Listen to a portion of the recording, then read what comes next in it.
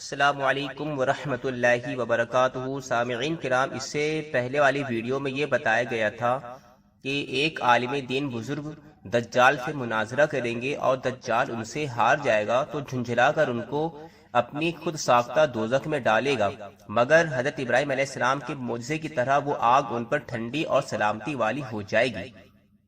اس کے بعد دجال سے یہ طاقت چھین لی جائے گی اور کسی مردے کو زندہ نہ کر سکے گا اور یہاں سے ذلیل و رسوا ہو کر ملک شام کو روانہ ہو جائے گا۔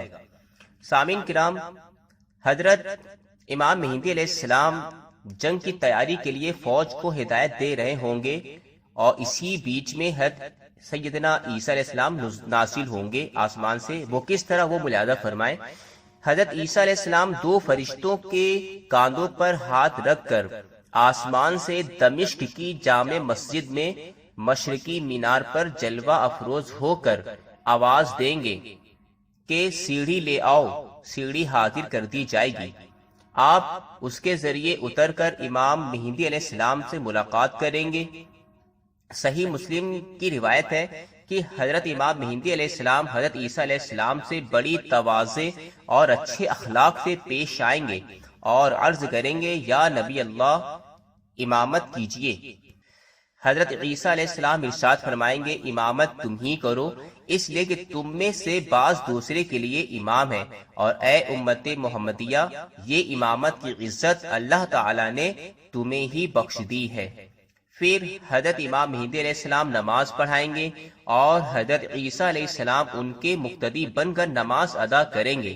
نماز سے فارغ ہو کر حضرت امام مہدی علیہ السلام حضرت عیسیٰ علیہ السلام سے عرض کریں گے، اے اللہ کے نبی، اب لشکر کا انتظام آپ کے سپرد ہے، جس طرح چاہیں اس فریضہ جہاد کو انجام دیں۔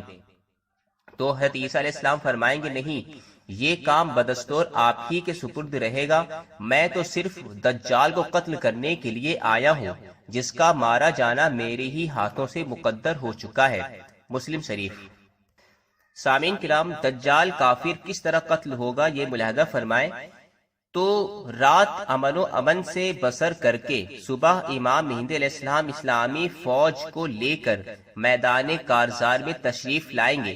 حضرت عیسیٰ علیہ السلام بھی ان کے ساتھ ہوں گے۔ وہ کہیں گے، میرے لیے گھوڑا اور نیزہ لاؤ تاکہ اس ملعون سے خدا کی زمین کو پاک کر دوں۔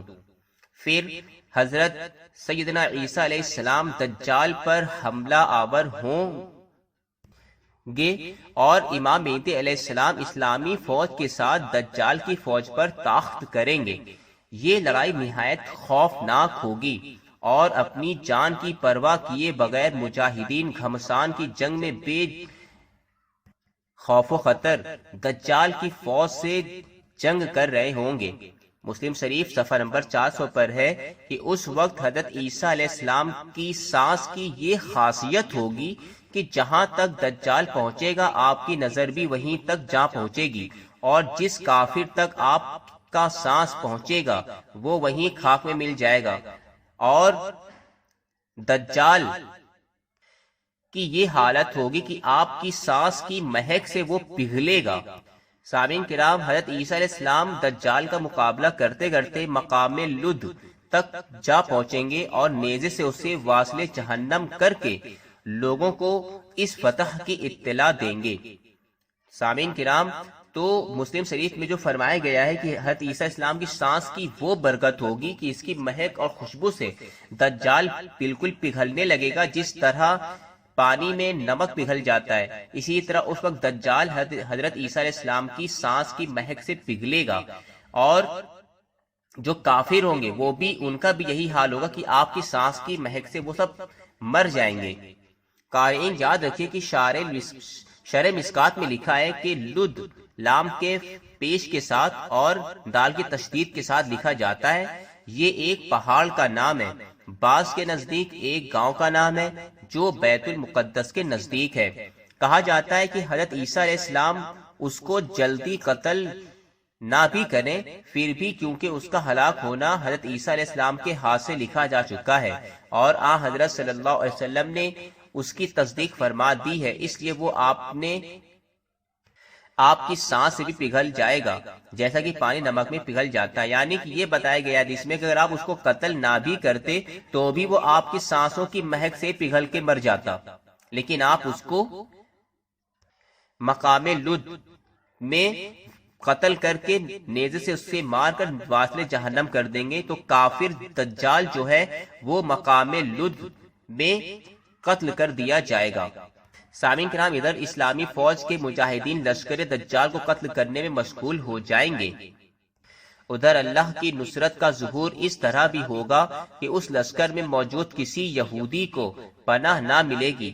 صحیح مسلم، ترمذی اور بخاری میں ہے کہ اگر کوئی یہودی رات کو کسی درخت یا پتھر کی آڑ میں چھپ جائے گا تو بھی وہ درخت اور پتھر کہے گا کہ اے خدا کے بندے، دیکھ اس یہودی کو پکڑ اور قتل کر۔ سامعین کرام، ترمذی شریف صفحہ نمبر 325 میں ہے کہ دجال کے شر کا زمانہ 40 دن تک رہے گا۔ ان دنوں میں سے ایک دن 1 سال کے برابر ہوگا، ایک دن 1 مہینے کے برابر، اور ایک دن 1 ہفتے کے برابر ہوگا، باقی دن اپنے دنوں کے برابر ہوں گے۔ بعض دنوں میں یہ لمبے دن بھی دجال کے تصرفات اور اس کے استدراج کی وجہ سے محسوس ہوں گے، کیونکہ وہ لعنتی سورج کو روکنا چاہے گا تو اللہ تعالیٰ اپنی قدرت سے اس کی مرضی کے مطابق سورج کو روک دے گا۔ صحابہ کرام نے حضرت صلی اللہ علیہ وسلم سے عرض کیا کہ جو دن 1 سال کے برابر ہوگا اس میں ایک دن کی نمازیں پڑھنی چاہیے یا پورے سال کی نمازیں پڑھنی ہوں گی؟ آپ نے فرمایا کہ اندازہ لگا کر پورے 1 سال کی نمازیں پڑھنی چاہیے۔ شیخ محی الدین ابن عربی جو ارباب کشف شہوہ محققین میں سے ہیں، وہ فرماتے ہیں کہ اس دن کی تصویر دل میں یوں آتی ہے کہ آسمان پر ایک بڑا بادل ہوگا اور کمزور سی روشنی جو عام طور پر ایسے بادل میں آتی ہے وہ تاریکی میں تبدیل نہ ہوگی اور سورج بھی نمایاں طور پر ظاہر نہ ہوگا، تو لوگ شریعت کے مسئلے کی روح سے اندازہ اور تخمینے سے نماز کے اوقات کا لحاظ رکھنے کے پابند ہوں گے، واللہ عالم بالصواب۔ تو سامعین کرام، یہ تھا دجال کے قتل ہونے کا بیان کہ وہ مقام لد میں حضرت عیسیٰ علیہ السلام کے ہاتھوں سے قتل کر دیا جائے گا۔ اب انشاءاللہ تعالی اس کے بعد اور کیا چیزیں ہوتی ہیں کہ اللہ رب العزت کی حکم سے اور حضرت امام مہدی علیہ السلام کس طرح وصال فرمائیں گے، یہ سارا بیان انشاءاللہ تعالی اس کی آگے والی دوسری ویڈیو میں بیان کیا جائے گا۔ مزید جانکاری کے لیے ہمارے اس قیامت کی نشانی کو بیان کو سنتے رہیں اور اپنے علم میں مزید اضافہ کریں۔ السلام علیکم ورحمۃ اللہ وبرکاتہ۔